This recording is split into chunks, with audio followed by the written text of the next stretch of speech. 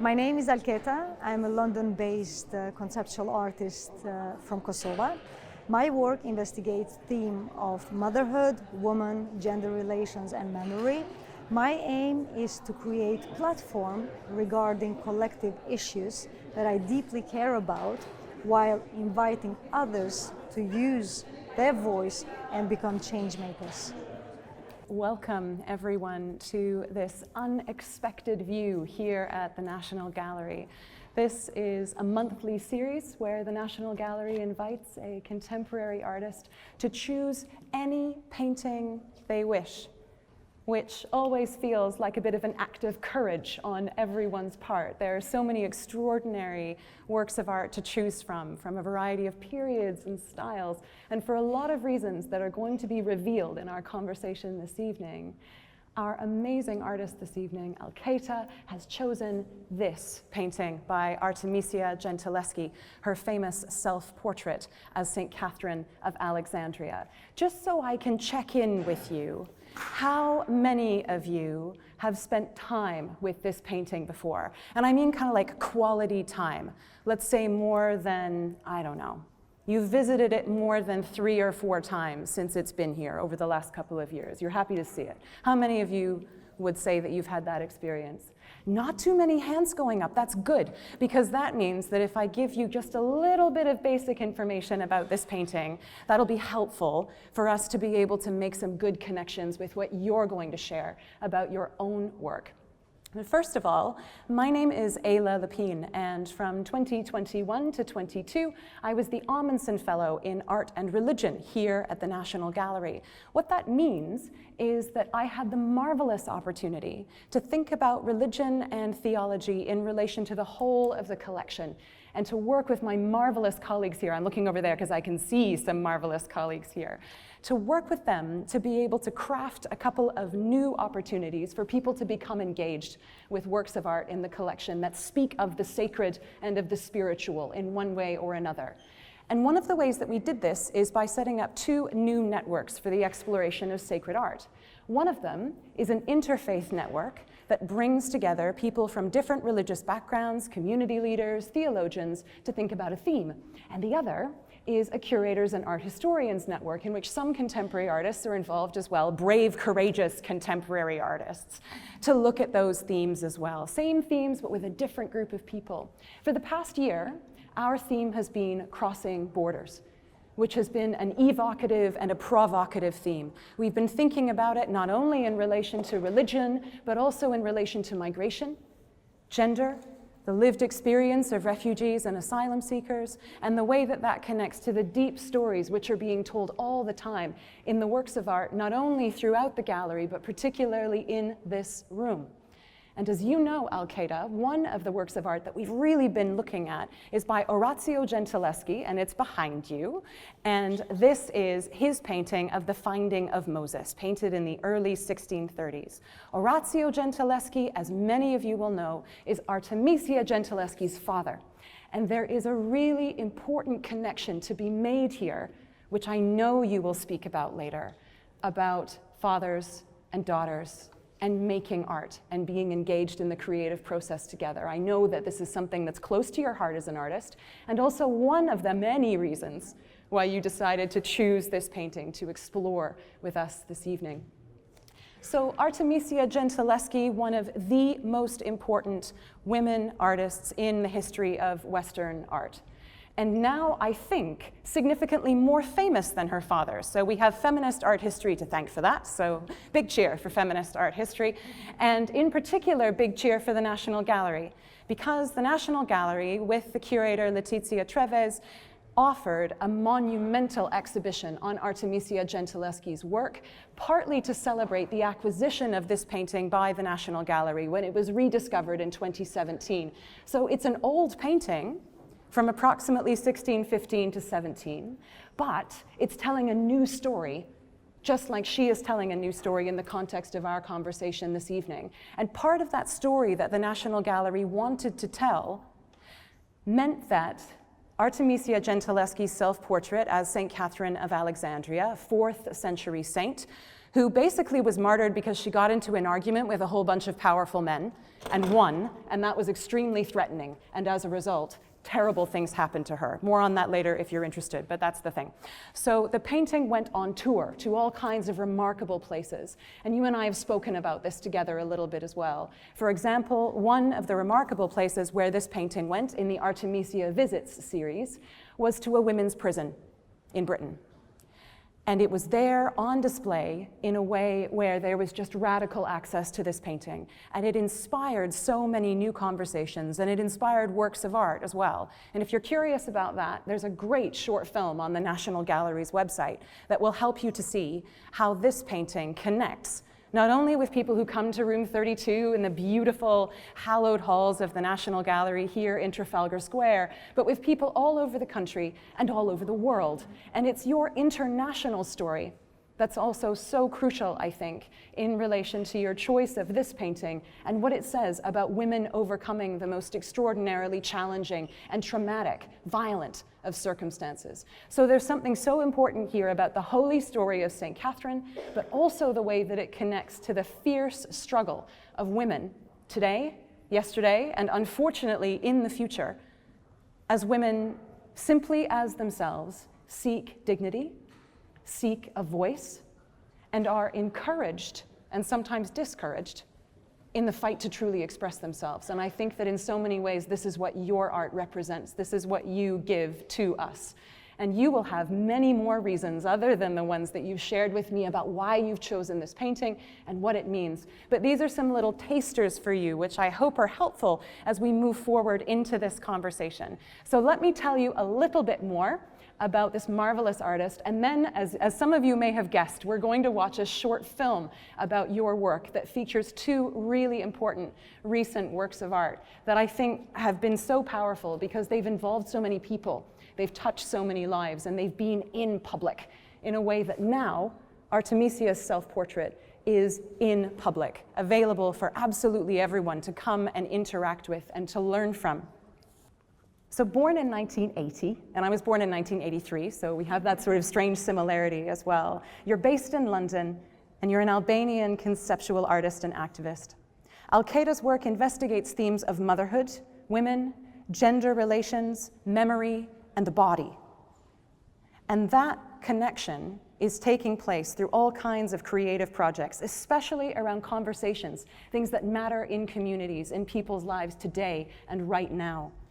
As an Albanian teenager in Kosovo, Alketa grew up witnessing injustice, apartheid, repression, fear, war, as well as dissidence and activism, the struggle within these subversive kinds of ways that could allow new voices to emerge.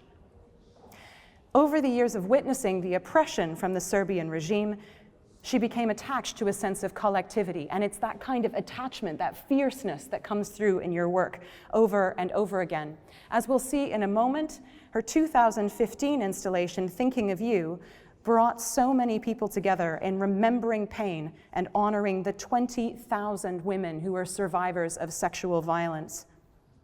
We came together, Alketa says, to assure them that they did nothing wrong, to tell them, we are thinking of you, and together we will break silence and stigma. And in 2016, here in London, you had a project called Refugees Welcome, where there was a truck that was kitted out with a table and 2 chairs, and the invitation was to have tea and speak about migration and refugee lived experience. Perhaps that will weave its way into conversations later on as well. Am I allowed to mention your book? Yeah. Great, okay. And there's a new book, which I've seen, which I absolutely love, and it's all about the lives of women across Kosovo who with great effort and unwavering will have carried their stories, and their stories were as yet untold until you decided to gather them together, 100 of them, in this incredible book which has just come out last year. And so without further ado, I would really, really like to encourage you all to turn your attention to this film. So we'll see something of your work, and then we'll start to enter into the conversation. We all have a purpose in this life. I cannot stay indifferent to injustice.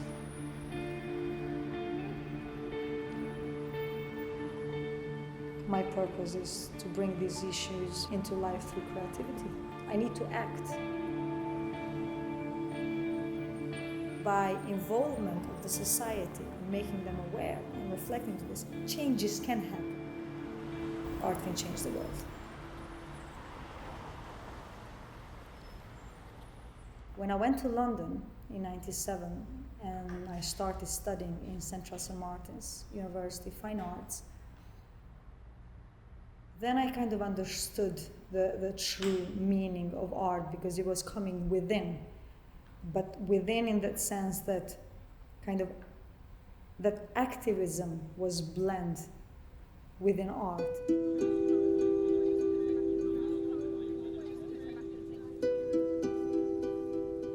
I would see migrants, refugees trying to get into the trucks from Calais. I felt hopeless because I couldn't do nothing. I saw that they're seeing UK as a hope, as a safe place. They enter into this unknown space where so many refugees try to come and cross the channel to come to the UK, and having a conversation about the crisis and what's happening to the Britain at the moment. Oh, thank you.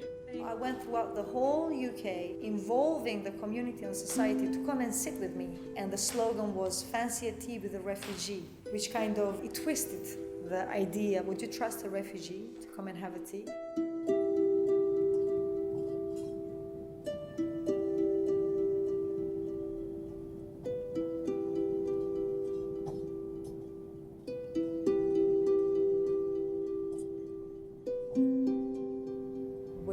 Start with the slogan, "Donate a skirt." Everyone could donate a skirt. That act of giving and letting go, being aware that the survivors were out there and they are part of the society. They are not the other. They are us. You didn't see just a skirt, an image of a skirt. You saw a woman in there. You saw a soul. So I didn't see 5,000 skirts. I saw 5,000 women.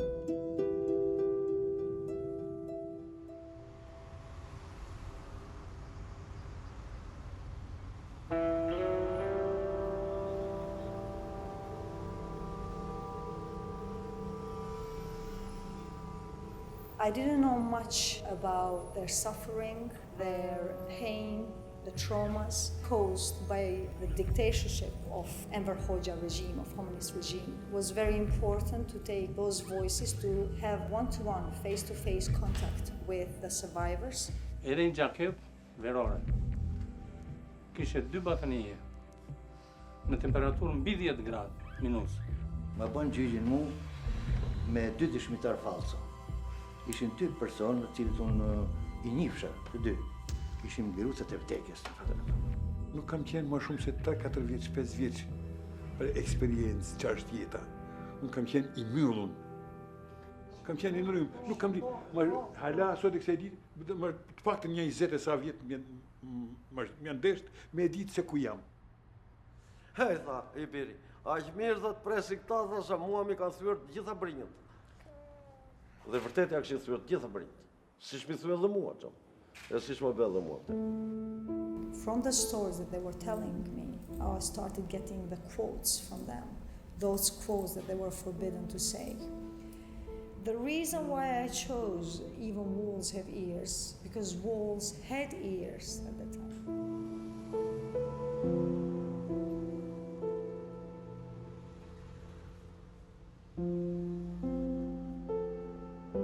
The guests would come. The household person would go out with them because walls had ears, so he was afraid for his guests. Those words that they were forbidden to say, they will shine tonight from the sunset until the sunrise.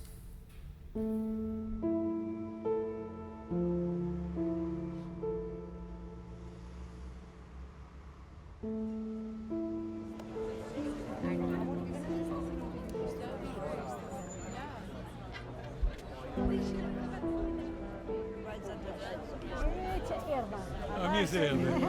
Mirë se vjen. Edhe çka po duken këto thënie? Përballje me këto thënie është përballje ndërgjegjes. Edhe do të duhet të përballesh me këto thënie ato që janë autorë këtyre aktivistëve. Kjo është gjëja më e mirë. Përballen me atë çka kanë prodhu vetë. Kurse për ne që kemi jetu, këto tani mirë, këta ndërët është një dramë që të trondit, të shqetëson. And I asked in the end, so what would you like from this government? What would you like from today Albania? An apology, a public apology.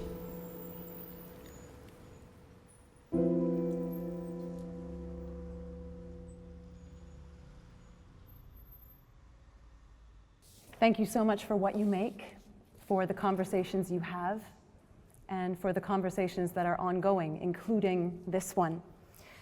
And I'd love to start by asking you why you chose this painting. What is it about Artemisia's self-portrait as Saint Catherine that is speaking to you?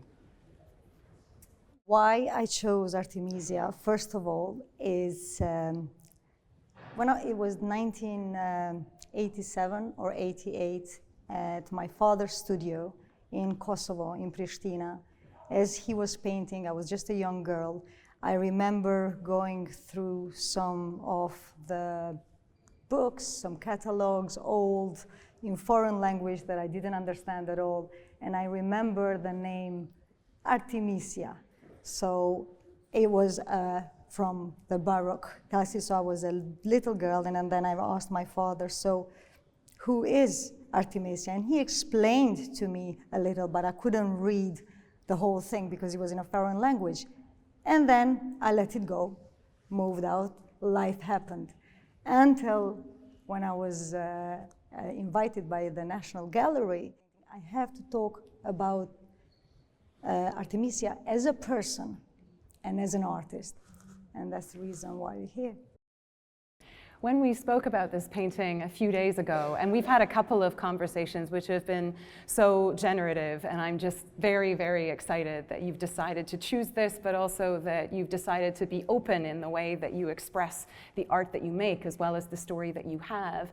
And we were talking about this palm frond in her hand, and there is something about the way that she holds it close to her heart. It's a symbol of martyrdom. It's very traditional for images of saints like this one, who were killed for their beliefs. But there's also something of the paintbrush in this, isn't there? I believe fully that it is the paintbrush that is holding next to her heart, because it's the strength, the power of her. Yeah, and her expression too is quite satisfying, especially amongst the other faces that we can see in this room and even just along this wall behind us. There is something, I think, and tell me what you think, about the way that she regards us. She is, to me, looking at us and saying, do you see me? Do you see me the way I see me? Do you see me the way Saint Catherine in the 4th century as this strong female saint sees me? It is that self-motivated woman and an artist. And we need to remember that Artemisia was, as a person, she was a social rebel who championed female wholeness throughout her daring and courageous paintings. So she was a true pioneer where she channeled her fear and her struggles and injustices of her time through her art, and she thrived in a male-dominated world, Artemisia as a person. So then we have to remember as well that she was born in early 17th century, where legally women and the girls were the property first of their fathers and then of their husbands. So it was a time when they were advised, or they were told, to be obedient and to be silent, otherwise they will be silent. So Artemisia was none of it. Artemisia she positioned herself as a man's equal, was financially independent, and she did hold a considerable power, social power.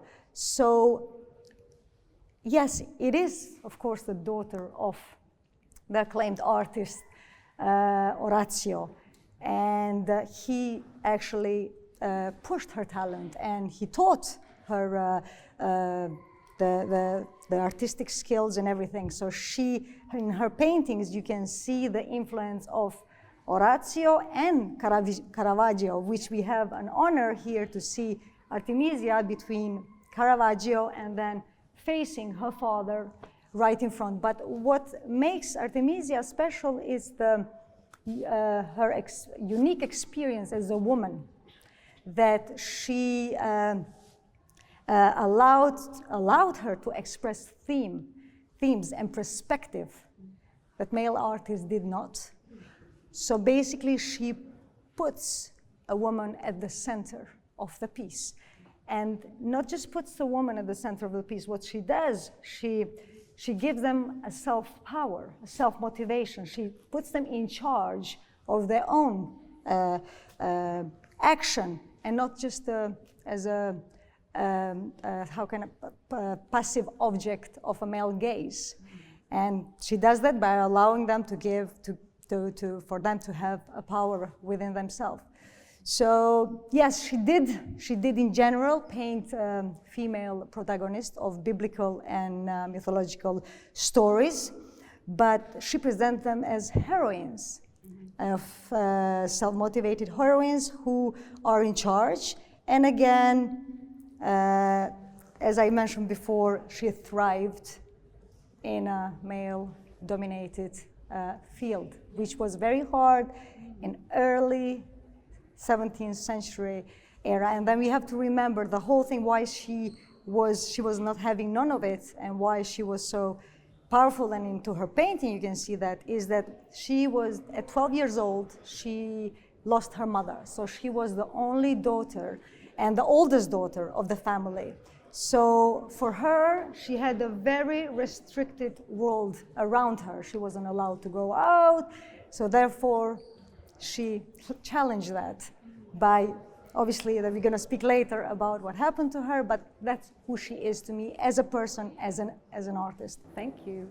And speaking about families and places of origin and how they shape artists, and artists who are women in particular, and thinking about the crossing borders theme as part of the art and religion strand at the gallery that's brought us together for this conversation, what does home mean to you? Home. Home, I believe it's a sense of belonging. And then home, Kosovo is where I was born and I grew up. So I know home as land and water, and then childhood memories, happy childhood memories, and then struggles, fear, oppression throughout teenager generation.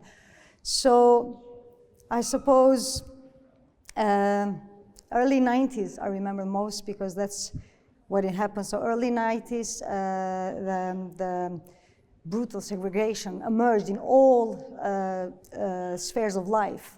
So all Kosovans, Albanians from Kosovo, they were all expelled from the state institutions. So we did not have, including schools and universities. So myself, my 4 years of high school, secondary schools, we created a parallel education system that our teachers, our professors taught us in the houses of themselves, of the basements, in the shops. So 4 years of general knowledge of the secondary school and then universities throughout. So home, see, I'm talking about Kosovo, which means home. And then, as you mentioned before, for me, Kosovo represents, yes, struggle, oppression from the Serbian regime, but then again, that togetherness, that collectivity, when I saw activism happen there. And that's where I believe the root of my artistic kind of vision, it is from Kosovo. Yet again, I was brought up with a father, an artist, so I knew that world. So that is how it makes the art and activism throughout my work.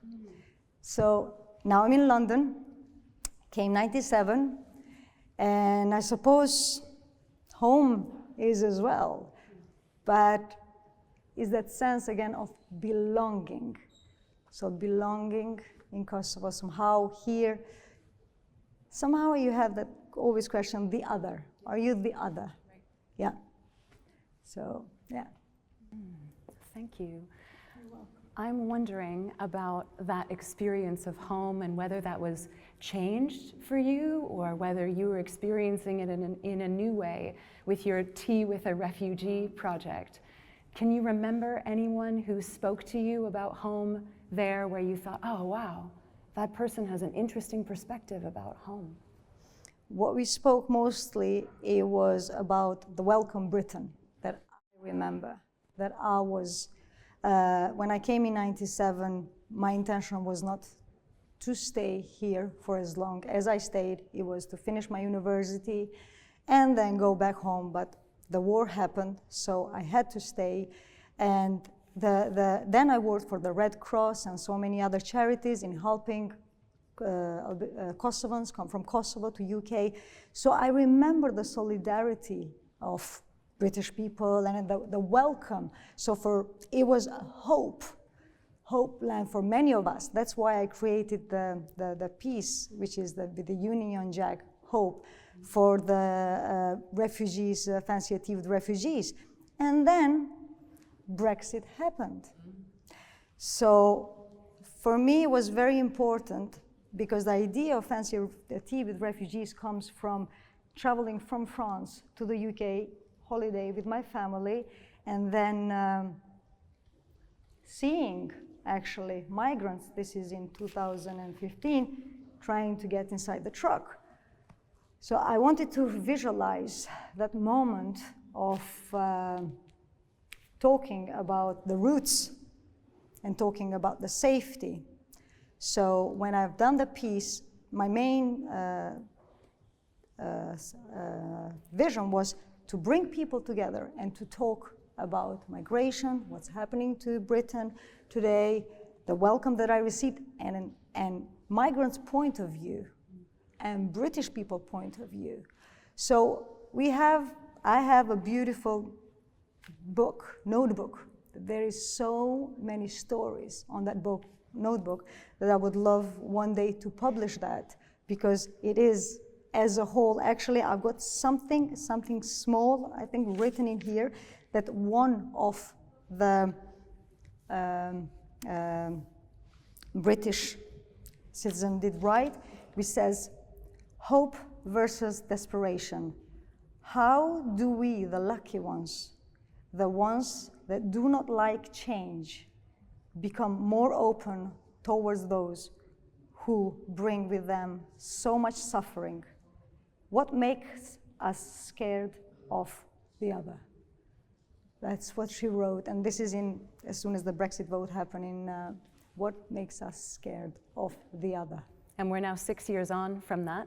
Yeah. And the same question is just as urgent, if not more urgent. And if there's something that resonates for me among so many things that you're choosing to be open about and cover with us this evening, it's these kind of perennial cyclical questions that we continue to contend with. There is always somewhere in the world, and there are always hearts that are heavy here in this city and elsewhere, where it feels like these stories are being repeated again and again, but within these individual lives where they're so deeply inscribed, especially in the lives of women. And so with that in mind, let's go back to the painting for a second. So there are two stories here, right? There's the story of Artemisia herself and self-portraiture and how she's choosing to do that and why. And there's also the story of Saint Catherine. And I think that one of my very favorite moments in the story of this saint is that she's often depicted with this wheel. And here, the wheel has a very rough, broken edge. And her hand, the way that Artemisia has chosen to paint it, is really kind of lightly resting on this wheel, as though it's a piece of furniture or something like that. And yet, it's also highlighting these sharp, gleaming spikes. This is a violent wheel. If you go and look at Raphael's beautiful portrait of Saint Catherine, you won't see this. The wheel has rounded spikes, and it's all really lovely and gentle, and it's like nothing bad ever happened. That's not what's happening here. She wants us to see the splintering of the wood, the real danger of that sharpness. And yet in the story, there's this moment where they try to torture her and kill her on this wheel, and all she has to do is touch it gently, and God's power flows, God's grace is abundant, the wheel breaks apart, and then they have to find another way of killing her, which they do. So there you go. But there's this beautiful moment where she just says no. She just resists it and acts with non-violence to continue to tell the story of who she really is in the midst of this moment of torture. And I'm wondering what that's like for you, especially in the art that you've made, that has this quality of self-portraiture about it, and that really connects to the lives of women. They were silent, so they told me their story. And therefore, because there was not a platform for the stories to be told, at the same time, it was about breaking up the stigma.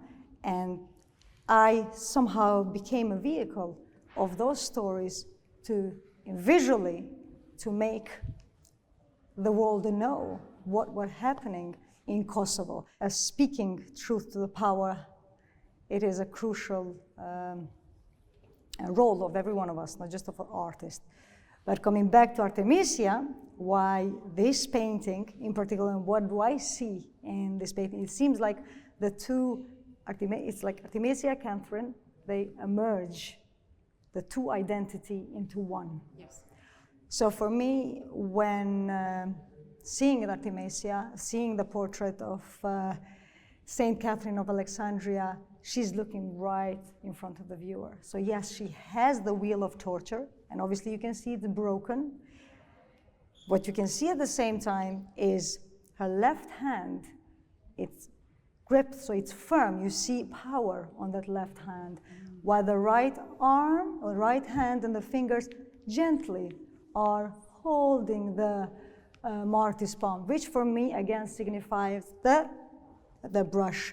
So going back to, and then again the face, you can see in the portrait, you see the turban round, which kind of identifies as an artist kind of identity, which I believe there was a drawing of Michelangelo, which was lost after, and she saw it with the turban. So that's an identity of an artist. Yet again, she has the crown and the halo on top of it. So these two more identities. So she is very self-confident, first of all. At the same time, the torture represents her own torture, because Artemisia, when she was 17 years old, she was raped by a friend of her father, Agostino Tassi, and even though Tassi was brought to the court, the trial, Artemisia was the one who suffered, because there was how you call it, siblings, the ropes that were hanged. Basically, the ropes were hanged around her thumb on the trial. They were hanged around in the trial for her to prove her innocence. And again, we need to remember, going back, it's early 17th century, the question was not, did he rape her? The question was she a virgin or not? That was why the trial happened. So she suffered the most. So I suppose the wheel here of torture, it is her coming up as a survivor, in a way, holding it and saying, it didn't kill me. She would have donated a skirt. I'm sure she to would thinking be, of you in the stadium, right?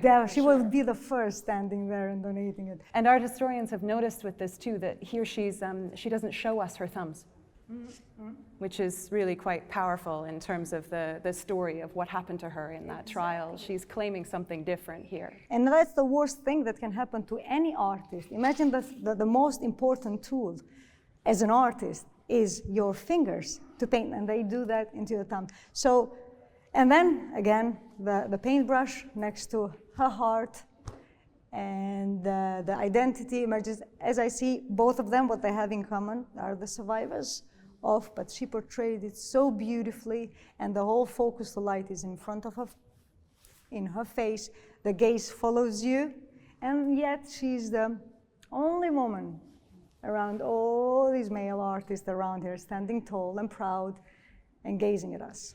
Well, this evening, she is not the only woman artist in this room, because you are here as this pair together, which is a really, really precious thing.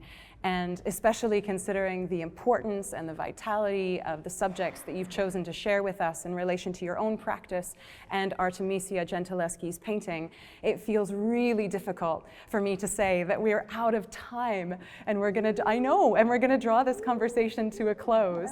And I've got this beautiful quote that I just love. So it's a famous saying from Artemisia. She said, "As long as I live, I will have control over my being." What a powerful statement that is, not only for a woman who is an artist, whether it's in the early 17th century or in the 21st century, but for every girl and every woman on this planet who has gone before us in previous generations and who all over the world is walking with you now. Control over your being. And so that's what I really encourage all of us to reflect on and to think about. Let me end it with a quote as well. Okay, right. No, that's beautiful, it's together. A beautiful quote by Artemisia, but I want to end with a quote of her again. Sure. When she says that, "I'll show you what a woman can do." Yeah. That's it. Enough said. Thank you.